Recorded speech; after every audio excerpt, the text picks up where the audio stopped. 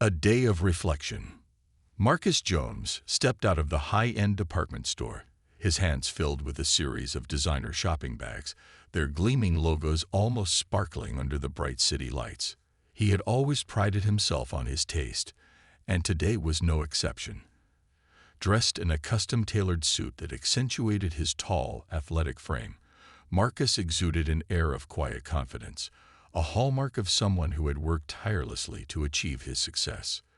The crisp fabric felt good against his skin, a reminder of how far he had come from his humble beginnings.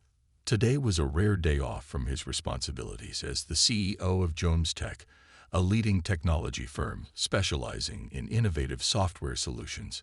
He had spent the last few months buried in meetings, managing teams, and overseeing groundbreaking projects that had the potential to change the landscape of the industry. This shopping trip was a well-deserved indulgence, a chance to pick up gifts for his wife and children, a way to show them his love and appreciation. As he walked down the bustling city sidewalk, the weight of the shopping bags was a stark contrast to the lightness in his heart. The chatter of pedestrians, the honking of cars, and the lively atmosphere of the affluent neighborhood filled his senses.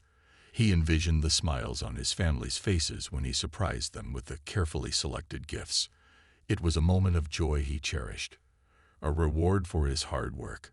However, as Marcus made his way past luxury cars and stylishly dressed patrons, he couldn't shake a sudden, unsettling feeling that crept over him. It was a sensation he had not felt in years, a creeping awareness that someone was watching him. He dismissed it at first. After all, this was a place where wealth was flaunted, where high-end fashion and luxury goods were the norm. Surely he blended in with the crowd, just another successful individual enjoying a day of leisure. But as he approached the street corner, the feeling intensified. His instincts, honed from years of experience in the corporate world, told him something was off. The prickling sensation of eyes on him remained, quickening his pulse. He glanced around, scanning the faces of those nearby, trying to find the source of his discomfort. Before he could decipher his feelings, an authoritative voice cut through the noise of the city. "Hey, you, hold it right there." Marcus froze, confusion flooding his mind. He turned slowly, and his heart sank as he spotted two police officers striding toward him. Their eyes locked on him with a piercing intensity that sent alarm bells ringing in his head. For a moment, he thought it might be a mistake. Perhaps they were looking for someone else. "Is there a problem, officers?" Marcus asked, attempting to keep his voice steady, even as a tight knot formed in his stomach. He had dealt with difficult situations before, but this felt different. The taller of the two officers, his hand resting ominously on his holstered weapon, scrutinized Marcus from head to toe. "Where'd you get those bags?" The tone was accusatory, tinged with suspicion. A wave of disbelief washed over Marcus. He immediately recognized what this was about. The bags, symbols of his success and wealth, did not belong to him in their eyes simply because of the color of his skin. He felt a surge of indignation, a mix of anger and frustration. "I bought them," he replied, his voice calm but firm. "I have the receipts if you'd like to see them." The shorter officer sneered, stepping closer with a disdainful expression. "Oh, I'm sure you do. Just like all the others who think they can hustle their way into stores like this." Marcus blinked, the words hitting him like a slap to the face. He had encountered prejudice throughout his life, but this blatant assumption that he was a criminal because of his appearance cut deeper than he anticipated. He opened his mouth to respond, but the words caught in his throat. Instead, he forced himself to remain calm, to diffuse the situation. "I'm not hustling anyone," Marcus said, trying to maintain composure. "I'm just heading to my car. I haven't done anything wrong." "Put the bags down," the taller officer ordered, his voice growing more aggressive. The tension in the air thickened, drawing the attention of passers-by who began to gather, some pulling out their phones to record the unfolding scene. Marcus hesitated for a moment, the weight of their gazes heavy upon him. He could feel the eyes of the crowd, the whispers swirling around like a storm. Slowly, he placed the bags on the ground and raised his hand slightly, a gesture of surrender to show he wasn't a threat. "Turn around and put your hands behind your back," the shorter officer commanded. Marcus's heart raced, confusion and anger battling within him. He knew he had done nothing wrong, that this was an injustice. Yet he also knew the realities of the world he lived in, the risks of resisting. Without a word, he turned and placed his hands behind his back. The cold metal of the handcuffs snapped around his wrists, biting into his skin, a physical reminder of his humiliation. "You're making a mistake," Marcus said quietly, trying to keep his voice steady, but the tremor of indignation was impossible to hide. "I haven't done anything." The taller officer yanked him toward the squad car, indifferent to Marcus's protestations. As he was shoved inside, he glanced back at the crowd, at the bags he had left on the ground, at the growing number of bystanders capturing the entire incident on their phones. His mind raced. How had his peaceful afternoon turned into this nightmare? Inside the squad car, the two officers exchanged casual words, as if Marcus wasn't sitting right there, handcuffed and humiliated. They didn't ask for his ID or receipts. To them, he wasn't a customer who had just enjoyed a luxury shopping experience. He was a stereotype, an assumption, a black man who didn't belong. "What's the charge, anyway?" the taller officer muttered to his partner. "Who cares?" the shorter one replied, a note of arrogance in his voice. "We'll figure something out. Guys like him don't walk around with bags like that unless they're up to something." Marcus felt a surge of anger as he listened to their dismissive tone. They didn't care who he was or what he had accomplished. To them, he was guilty of one thing: existing while black. He took a deep breath, trying to center himself. He had faced high-pressure situations before, dealing with corporate giants, ruthless competitors, and critical investors. But this was different. This was personal. He wasn't just fighting for his business. He was fighting for his dignity. The squad car pulled into the police station, and Marcus was dragged out, the cuffs digging painfully into his wrists. He kept his head down, refusing to meet the eyes of the officers who now watched him with a mixture of pride and unease. Whispers followed him as he was led to the booking desk, the sound a persistent hum of judgment that surrounded him. An older officer at the desk barely looked up as the arresting officers explained why they had brought Marcus in. Picked him up outside a high-end store. Expensive bags. No way he could afford them, the taller officer said, a note of satisfaction in his voice.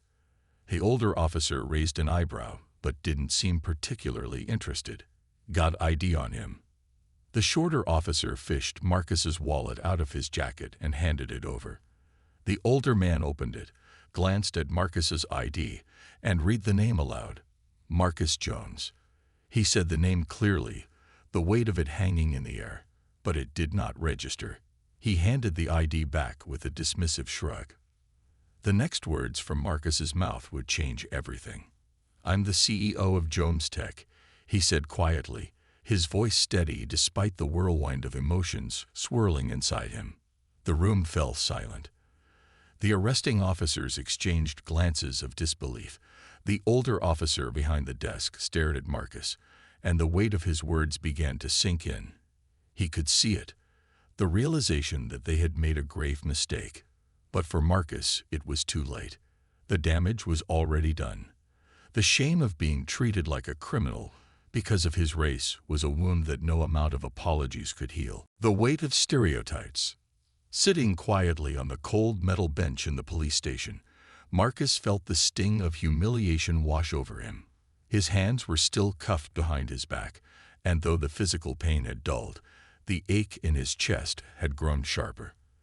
The air in the station was thick with a palpable tension, as if the walls themselves bore witness to the injustices that unfolded within. Each passing second felt like an eternity, dragging him deeper into a pit of despair. He observed the officers moving around the station, engaged in casual conversations, their camaraderie contrasting sharply with his predicament. It was as if they had completely forgotten about him, the man whose dignity they had just torn apart in front of a crowd of onlookers. The older officer still held Marcus's ID, flipping it over absently, as if it were nothing more than a piece of paper rather than a testament to his identity and accomplishments. What now? Marcus wondered silently, his mind racing with thoughts.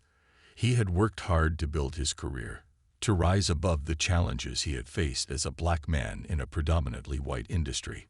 Yet here he was, stripped of his identity, reduced to a stereotype that they had constructed based solely on the color of his skin. The older officer finally broke the silence. "Jones Tech, huh?" His voice was laced with skepticism, and Marcus could see the doubt etched across his face. "Never heard of it." Marcus didn't respond, feeling the weight of the officer's words settle heavily upon him. He thought of his company, the lives they had transformed with their innovative technology, the countless hours he had poured into building a team of talented individuals who shared his vision. Yet none of that mattered in this moment. He was merely a black man in a suit, an enigma that the officers felt compelled to solve through the lens of their biases. "Are you sure this is your real name?" The older officer pressed, as if Marcus might suddenly admit to lying. He raised his head, looking directly into the officer's eyes. "It's real. You could look it up if you wanted to." The officer made a show of typing something into the computer, but Marcus could see the lack of urgency in his actions. It was as if he was going through the motions without any intention of actually checking Marcus's claims. The system wasn't built to work for men like him. And Marcus felt the sting of that reality cut deeper. As he sat there in silence, his mind began to wander, reflecting on his journey. He thought about his upbringing in a working-class neighborhood, where he had learned the value of hard work and perseverance. His parents had instilled in him a sense of determination and an unwavering belief in the importance of education. They had sacrificed everything to provide him with opportunities that had been denied to them. In college, Marcus had faced discrimination, but he had risen above it, excelling academically and eventually landing a prestigious internship at a tech company. It was a pivotal moment that opened doors he never imagined possible. He worked tirelessly, often sacrificing his personal life to climb the corporate ladder, and with each achievement, he shattered the expectations placed upon him because of his race. But none of that mattered now. Sitting in that cold, sterile environment, he felt reduced to nothing more than the color of his skin. The officers didn't see the accolades, the awards, or the innovative products his company created. They saw only a black man with expensive bags, guilty until proven innocent. Marcus's thoughts were interrupted as the older officer finally seemed to take an interest. "What kind of company is this?" he asked, his tone still dripping with disbelief. "It's a tech company," Marcus replied, striving to keep his composure. "We focus on software development and have created several groundbreaking applications that are widely used in various industries." "Right," the officer scoffed, typing lazily into the computer. "I'll believe it when I see it." The patronizing tone in the officer's voice ignited a fire within Marcus. He felt the weight of his achievements pressing down on him, demanding recognition. He had built a successful company from the ground up, overcoming every obstacle thrown his way. Yet here he was, stripped of his identity, fighting for validation in a system that was designed to overlook him. Just then, a young intern entered the booking area, clipboard in hand. "What do we have here?" he asked, glancing at the paperwork. Marcus could sense the intern's curiosity, the way his eyes darted toward him as if trying to assess the situation. The older officer waved a dismissive hand. "Just another guy who thinks he can stroll around with designer bags. We'll figure out a charge soon enough." "Right," the intern replied, his enthusiasm dampening as he absorbed the atmosphere. "So what's the plan?" Marcus seized the opportunity. "You could start by checking my company's reputation online," he said, his voice steady but laced with frustration. "You might find that I'm not just another guy." The intern blinked, caught off guard by Marcus's directness. Sure," he mumbled, shuffling through the papers on his clipboard. As he began typing, Marcus could feel a mix of hope and dread swirling within him. Would the truth emerge, or would he remain trapped in this nightmare? Minutes dragged by as the intern typed, his brow furrowing in concentration. The officers exchanged glances, and for the first time, a flicker of uncertainty crossed their faces. Marcus watched as the intern's expression shifted from indifference to surprise, his eyes widening as he read the information on the screen. "Oh, wow," the intern muttered, glancing up at Marcus. "You really are the CEO of Jones Tech." The older officer leaned over, his skepticism fading. "What's that supposed to mean?" he demanded. "It means he's legit," the intern replied, still trying to process the situation. "His company is recognized nationally. They've won awards and have significant contracts with major corporations." The tension in the room shifted, the air thick with the realization that they had made a grave mistake. Marcus felt a mix of vindication and bitterness. They had judged him based solely on their biases, and the humiliation of that moment was a wound that would take time to heal. "Now can we get this sorted out?" Marcus said, his voice firm. "I have a family waiting for me." The older officer shifted uncomfortably, clearly aware of the implications of their earlier actions. "Yeah, we'll get it figured out," he said, but Marcus could sense the uncertainty in his tone. As the officers began to process the information, Marcus felt the weight of the world upon him. He had fought hard for his success, yet in that moment, it felt as if he was still battling the very prejudices he had spent a lifetime trying to overcome. The system had failed him, and while he understood that not all officers were like this, the reality was undeniable. Bias was embedded in the fabric of society, and he was a casualty of it. Confronting injustice, Marcus sat in silence as the officers continued their discussions, the reality of his situation sinking deeper into his bones. Despite the growing recognition of his identity, the humiliation of the arrest lingered like a dark cloud over his head. He had spent years cultivating a reputation as a leader in the tech industry, yet in an instant, all of that had been stripped away, leaving him vulnerable and exposed. As the older officer conferred with his partner, Marcus felt a wave of anger wash over him. The shame he had felt earlier was now intertwined with a fierce determination to confront the injustice he had experienced. He refused to be just another statistic, another black man labeled as a criminal because of the color of his skin. He was more than that, and he would make sure his voice was heard. "Excuse me," Marcus interjected, his voice steady but filled with urgency. "I need to speak to a superior officer. This needs to be addressed." The older officer shot him a wary glance, clearly taken aback by Marcus's assertiveness. "You can't just demand to speak to someone," he said, but there was a hint of unease in his voice. "I'm not just another person you can push around," Marcus retorted, meeting the officer's gaze. "I deserve respect, and I won't let this go unnoticed. This isn't just about me. It's about every person who has ever been treated like a criminal because of their race." The younger intern, who had been quietly observing, stepped forward hesitantly. "I can get my supervisor," he offered, sensing the tension in the air. "Please do," Marcus replied, grateful for the support. He knew that addressing the injustice he faced required not only his voice, but also the willingness of others to recognize the biases that existed within the system. A few moments later, a senior officer entered the booking area, a stern look on his face as he surveyed the situation. "What's going on here?" he demanded, his tone authoritative. The older officer quickly explained the situation, his words tinged with defensiveness as he described the initial encounter with Marcus. As he spoke, Marcus could see the senior officer's expression shift from curiosity to concern. It was evident that he understood the weight of the situation. "Mr. Jones," the senior officer said, turning to Marcus, "I apologize for the way you were treated. We are conducting an internal review of this incident. Your identity as a respected CEO should have been acknowledged from the start." "Thank you," Marcus replied, his voice steady. "But apologies are not enough. This incident reflects a deeper issue that needs to be addressed. How many others have faced the same treatment?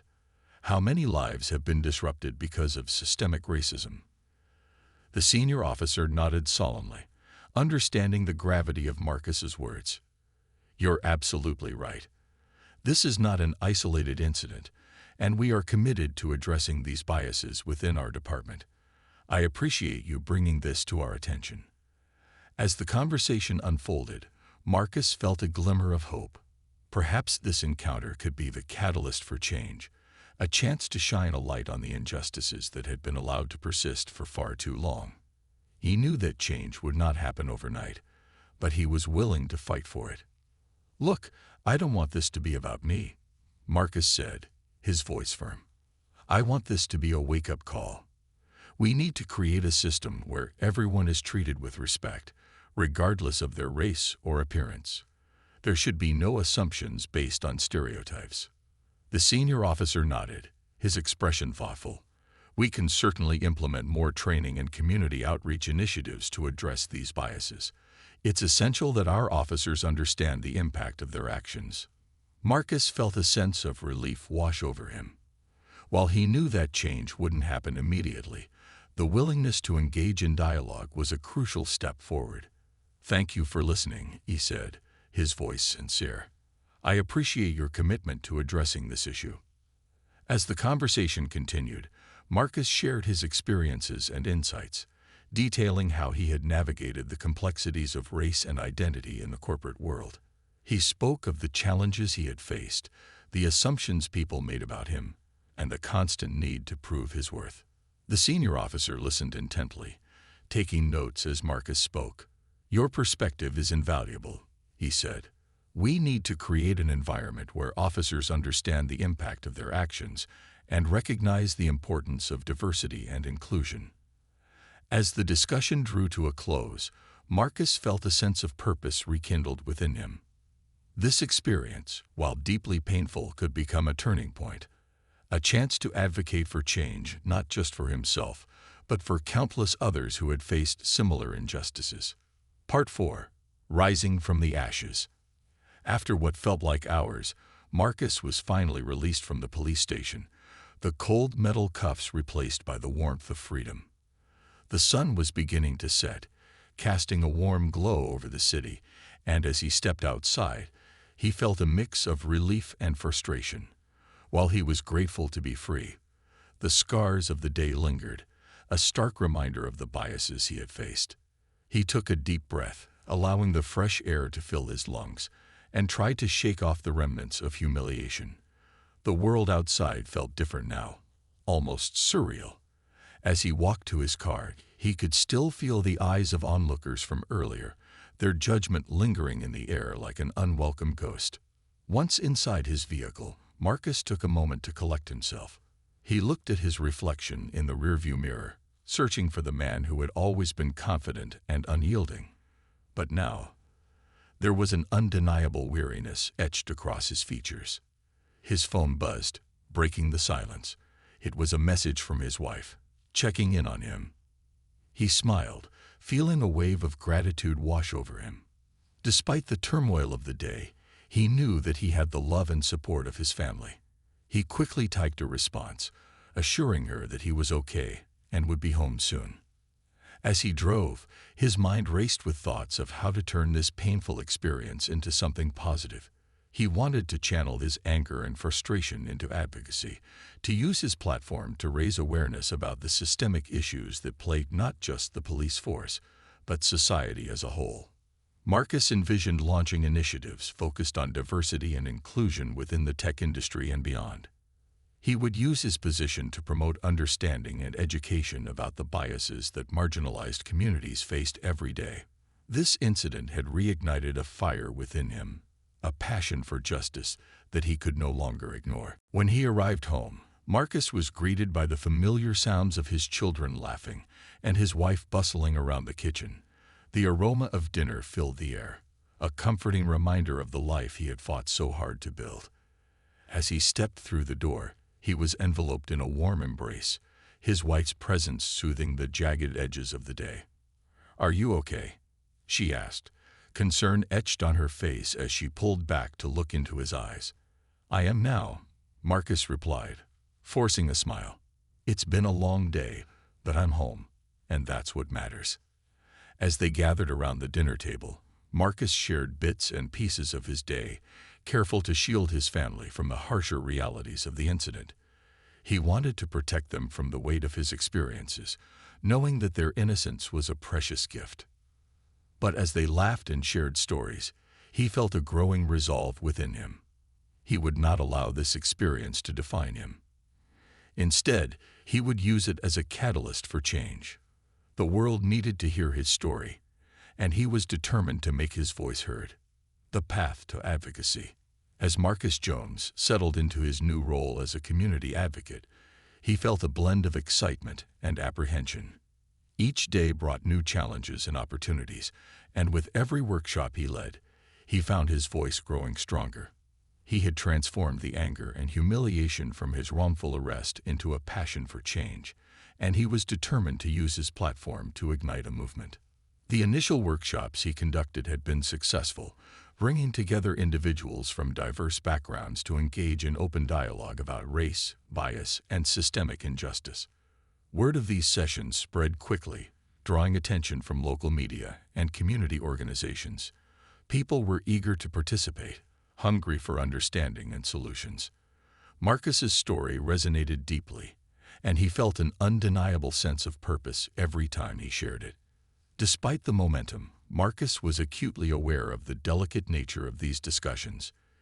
Each session posed a unique challenge: how to facilitate conversations that were both enlightening and uncomfortable, how to encourage honesty without triggering defensiveness. He approached each workshop with careful planning, ensuring that participants felt safe to express their thoughts and emotions. One particular workshop focused on the theme of privilege, a topic that often sparked intense debates. As participants gathered in a community center that buzzed with anticipation, Marcus sensed the underlying tension in the air. He began by sharing his own experiences of privilege and the absence of it, framing the discussion with vulnerability. "I've been privileged in many ways. Education, professional success," he said, looking around the room. "But I've also faced prejudice because of my race." Understanding how privilege works is crucial to recognizing the inequalities in our society.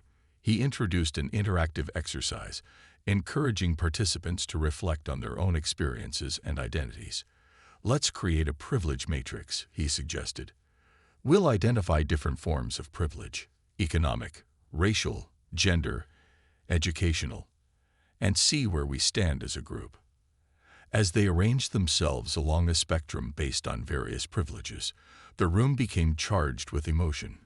People moved to different positions, revealing the disparities in their experiences. The exercise was eye-opening, forcing many to confront uncomfortable truths about their own lives and the systemic barriers faced by others. One participant, a middle-aged white woman, spoke up, her voice quivering. "I never realized how my background has shielded me from certain struggles. This makes me want to do better, to advocate for change." "Exactly," Marcus replied, his heart swelling with hope. "Awareness is the first step.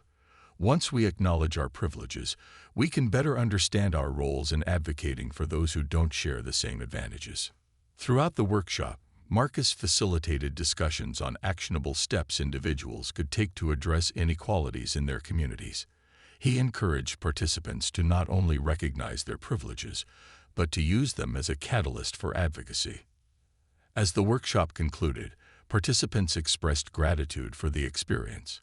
Many lingered to talk, exchanging contact information and discussing how they could collaborate on future initiatives.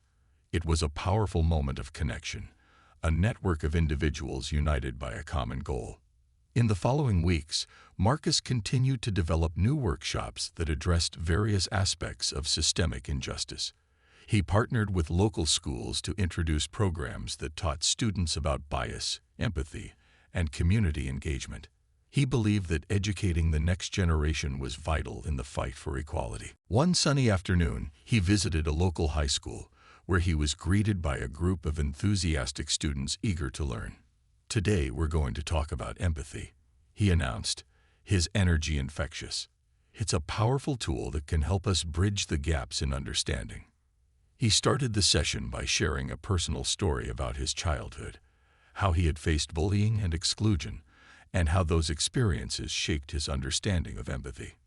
We've all faced challenges that make us feel isolated. Empathy allows us to connect with others on a deeper level and recognize their struggles. The students were captivated. They participated in group activities designed to foster empathy, encouraging them to share their own stories and listen to one another. The classroom buzzed with energy as they engaged in discussions about the importance of supporting one another in times of need.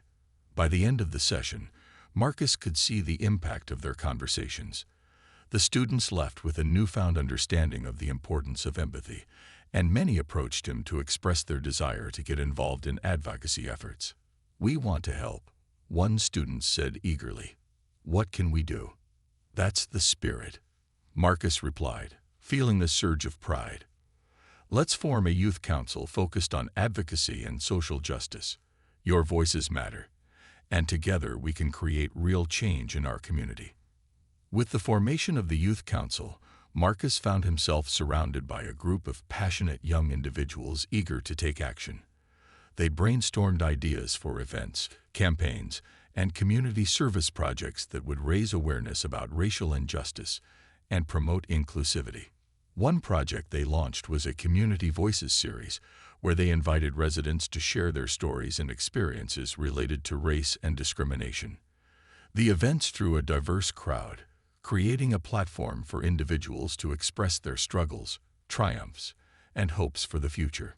The first event was held at a local park, and as Marcus stood before the crowd, he felt a sense of pride in what they had created. "This is a safe space for everyone to share their truth," he announced. "Let's listen, learn, and support one another as we work toward a more equitable future." As stories unfolded, the power of shared experiences became evident. Individuals who had once felt isolated found solace in knowing they were not alone. The Youth Council members took turns facilitating discussions, ensuring that every voice was heard. During one particularly emotional moment, a young black man shared his experience of being stopped by police for no reason. "I felt invisible," he said, tears in his eyes. "But today, I feel seen. Thank you for creating this space." The response from the crowd was overwhelming, with attendees expressing gratitude for the opportunity to share their stories. As the sun set, casting a warm glow over the park, Marcus felt a renewed sense of hope. They were making the difference, one story at a time. As the months progressed, the Youth Council continued to gain momentum. They organized community cleanup days, educational workshops, and advocacy campaigns aimed at addressing racial inequalities. Their efforts began to attract attention from local businesses and leaders who recognized the impact of their work. However, not everyone was supportive of their initiatives. Some community members voiced their discontent, viewing the council's activities as divisive or unnecessary. Marcus encountered resistance, but he remained steadfast in his belief that advocacy was essential for change. During one tense community meeting, a local business owner challenged the council's efforts, claiming that discussions of race only created division. "Why can't we focus on unity instead?" he argued. Marcus took a deep breath, knowing this was an opportunity to educate rather than escalate. "Unity doesn't mean ignoring the issues at hand," he responded calmly. "True unity comes from acknowledging our differences and working together to address the injustices that exist. It's about creating a space where everyone feels valued and heard." His words hung in the air, prompting a ripple of murmurs from the audience. Some began to nod in agreement, while others remained skeptical. But Marcus recognized that change was a gradual process, and he was willing to engage in the difficult conversations necessary to foster understanding. In the face of criticism, Marcus also found allies among community leaders and organizations. He connected with local activists who had been advocating for justice long before his journey began. Together, they formed a coalition focused on police reform, economic equity, and education. As the coalition gained traction, they organized a town hall meeting to discuss community concerns and propose actionable solutions. Marcus was invited to speak on behalf of the Youth Council, and he approached the opportunity with a mix of excitement and nervousness. On the day of the meeting, the room was packed with community members, local officials, and law enforcement representatives. As Marcus stepped up to the podium, he felt the weight of responsibility on his shoulders. This was a chance to amplify the voices of those who had been silenced for too long. "Thank you for being here today," he began, scanning the crowd. "We are gathered to discuss the pressing issues that affect our community. We need to confront the realities of racial injustice and work together to create a safer, more equitable environment for everyone." He shared stories from the Youth Council, emphasizing the importance of listening to the experiences of marginalized individuals. "We cannot ignore the voices of those who have faced discrimination. It's time to come together and address these injustices head-on." As he spoke, he noticed the attentive faces in the audience, some nodding in agreement, others furrowing their brows in contemplation. Marcus felt a growing sense of conviction as he articulated the need for police reform, economic opportunity, and educational equity. By the end of his speech, the room erupted in applause. The energy was palpable, and Marcus could feel the collective desire for change. Afterward, community members lined up to express their support and share their own stories. The town hall meeting marked a turning point for the coalition, galvanizing community members to take action. Inspired by Marcus's leadership, they began organizing petitions, advocating for policy changes, and demanding accountability from local officials. As the movement grew, so did the challenges. With increased visibility came heightened scrutiny, and Marcus found himself facing threats and backlash from individuals who opposed his advocacy. During one particularly harrowing night, he received a threatening message on social media, warning him to stop stirring the pot. He shared the message with Tara, who immediately expressed concern for their safety. "Do you think we should involve the police?" she asked, her voice laced with worry. Marcus took a moment to reflect. "I appreciate your concern, but I don't want to put our family in a position where we're relying on the very system I'm advocating to change," he replied, determination set in his voice. They decided to strengthen their home security instead, installing cameras and alarm systems to ensure their family felt safe. In the face of adversity, Marcus understood that fear would not dictate his actions. He was committed to the cause, and he wouldn't back down. As the Youth Council continued its work, Marcus also began collaborating with local artists and musicians to create a series of public art installations that addressed themes of justice, unity, and resilience. He believed that art had the power to evoke emotions and foster connections in ways that traditional advocacy sometimes could not. One afternoon, Marcus met with a local muralist, discussing the vision for a mural that would grace the side of a community center. "I wanted to represent the diversity of our community and the struggle for justice," he explained. "It should inspire hope and remind people that we're all in this together." The mural project garnered enthusiasm from the community, with volunteers coming together to paint and contribute their artistic talents. As the vibrant colors began to fill the wall, the project became a symbol of resilience and unity.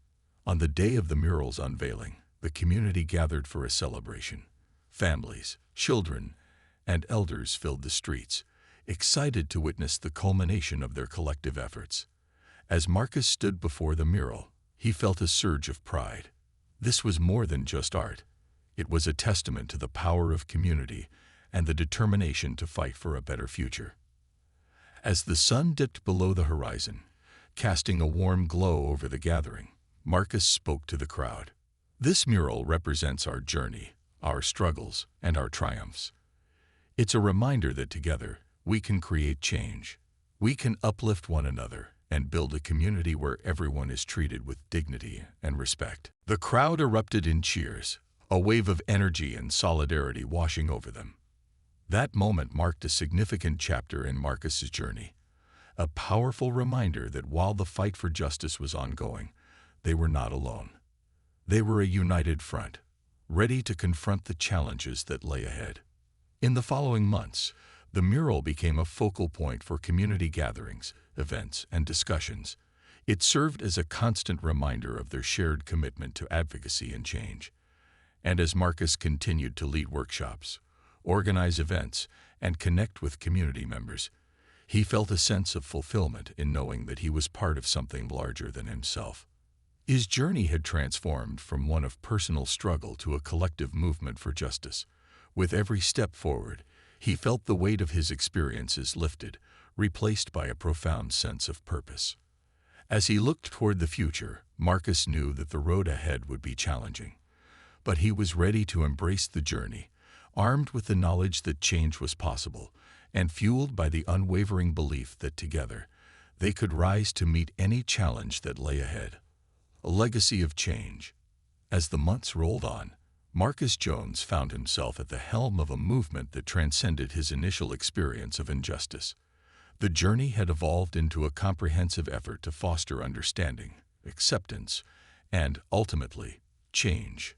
The murals that adorned the community center walls became symbols of hope and resilience, representing the collective voices that demanded to be heard. With each passing day, the momentum of the movement grew, capturing the attention of local media, community organizations, and even policymakers. Marcus had become a recognizable figure in the fight for racial justice, invited to speak at events and conferences, sharing his story and the lessons learned along the way. But as his visibility increased, so did the challenges. One morning, while sipping coffee and preparing for a community meeting, Marcus received a call from a journalist who wanted to interview him for a prominent news outlet. "We're looking to feature local leaders making an impact in the fight against racial injustice," the reporter said, her voice enthusiastic. "Would you be willing to share your story?" Flattered but cautious, Marcus agreed, knowing that every platform offered an opportunity to raise awareness. Yet he also understood the potential for misrepresentation. He had seen how narratives could be distorted, especially in the media. Still, he felt a responsibility to share the truth, not just about his experience, but about the broader systemic issues at play. The day of the interview arrived, and Marcus found himself sitting across from the reporter in a cozy cafe. She was warm and engaging, making him feel at ease as they began discussing his journey. As he spoke about the workshops, the youth council, and the mural project, he could see the genuine interest in her eyes.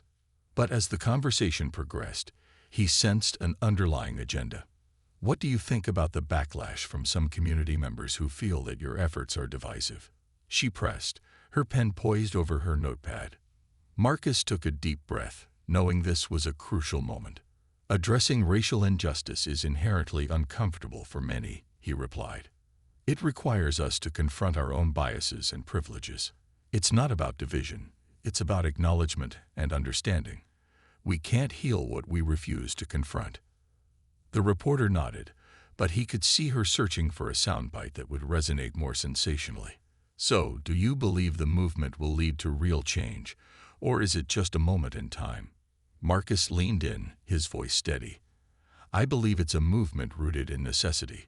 Change is often gradual, but every conversation, every workshop, and every act of solidarity builds momentum.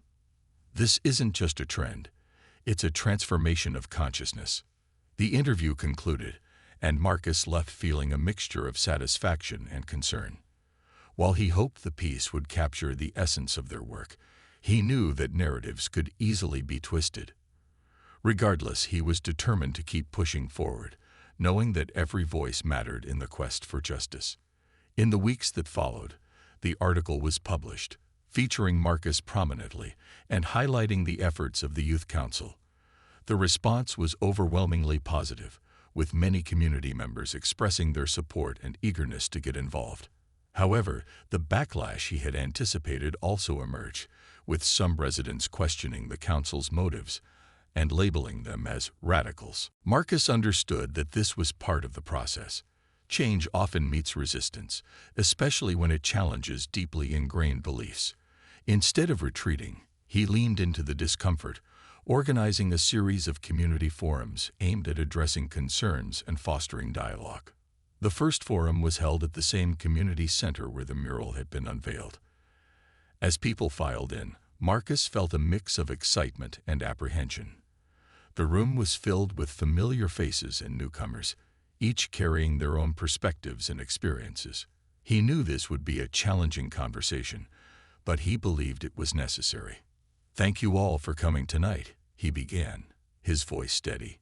"We're here to discuss our journey together, to understand differing viewpoints, and to explore how we can move forward as a community." As the discussion unfolded, he encouraged participants to share their concerns and opinions openly. "Let's create a space where we can listen to one another, even if we don't always agree," he said. One older gentleman stood up, his brow furrowed with skepticism. "I don't see how talking about race will change anything. It just makes people angry," he stated bluntly. Marcus met his gaze, refusing to shy away. "I understand that it can feel uncomfortable. But ignoring the issue doesn't make it disappear. We have to confront these conversations head-on if we want to create a better future for our children." The dialogue continued, with voices rising and falling like a tide. Some shared stories of personal experiences with discrimination, while others expressed frustration over what they perceived as divisive rhetoric.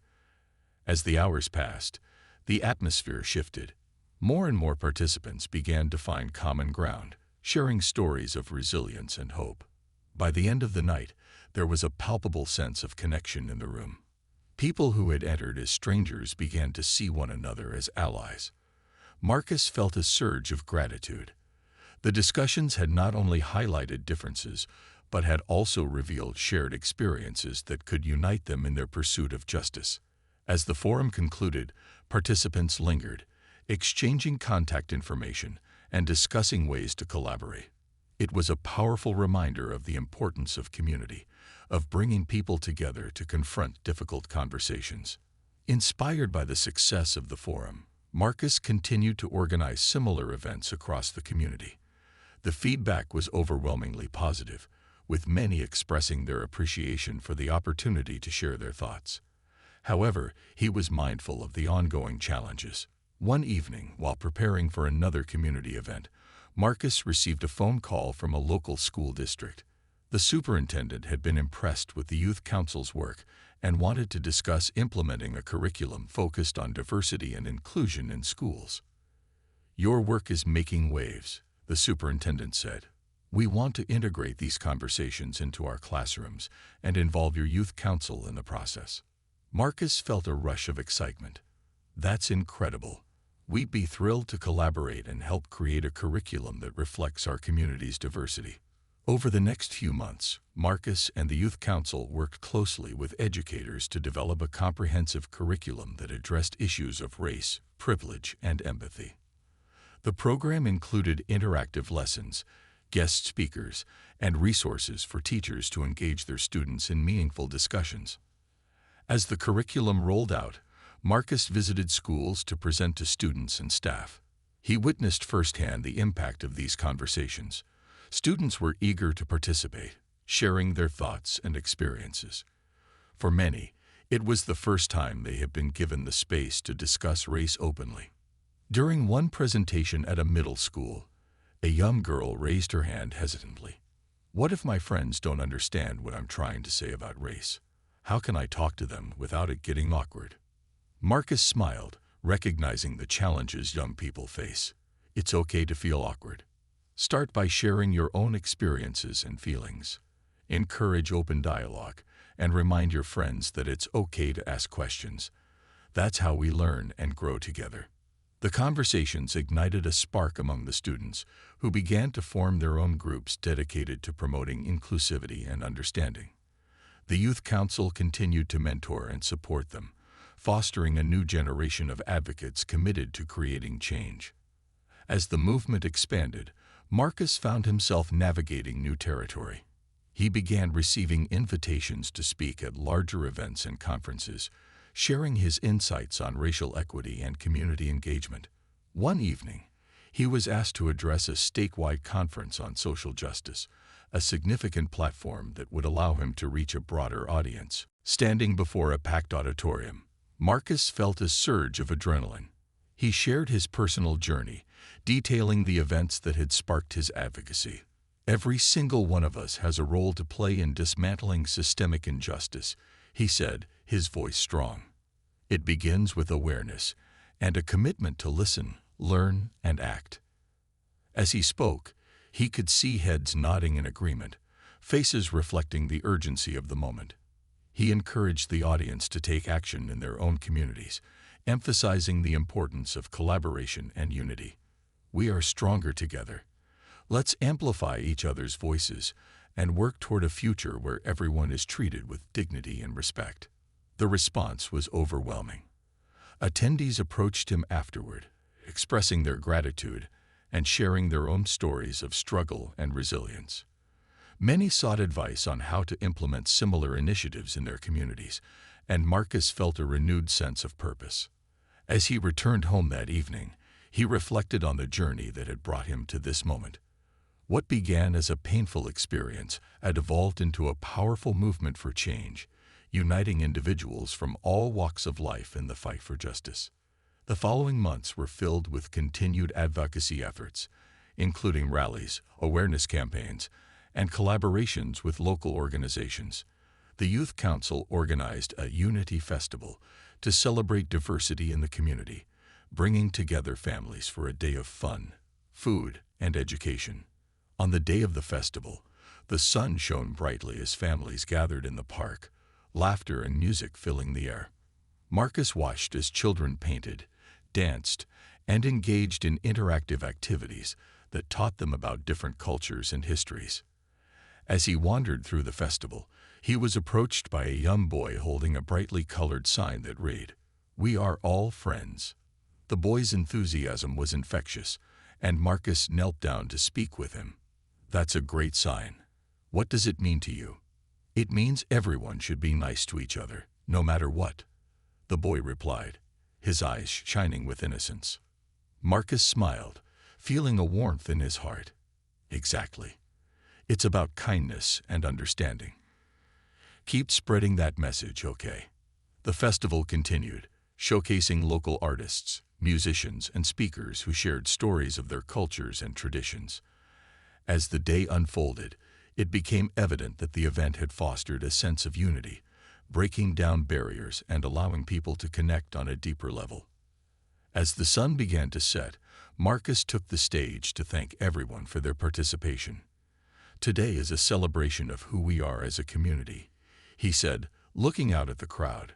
"We have the power to create change, to uplift one another, and to build a future where everyone belongs." The applause that followed echoed through the park, a resounding affirmation of the collective commitment to justice and inclusion.